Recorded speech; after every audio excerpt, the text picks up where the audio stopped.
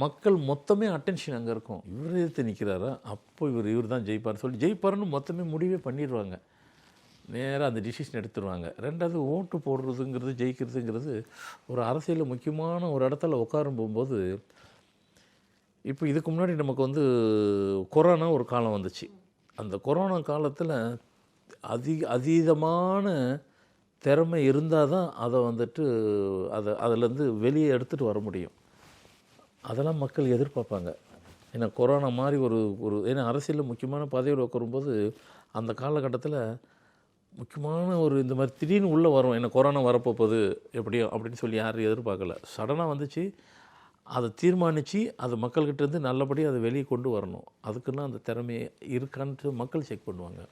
Flood ஃபேஸாக வந்தது 2015. அப்படி ஒரு ஃப்ளட்டு உலகத்திலே வந்திருக்காது.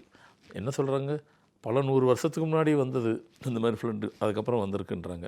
ஸோ அதையும் சமாளிக்கக்கூடிய திறமையை கையாளக்கூடிய வேணும். அதெல்லாம் இவருக்கு இருக்கான்னு சொல்லிவிட்டு இந்த மிடில் இருப்பாங்க, அவங்களாம் யோசிப்பாங்க.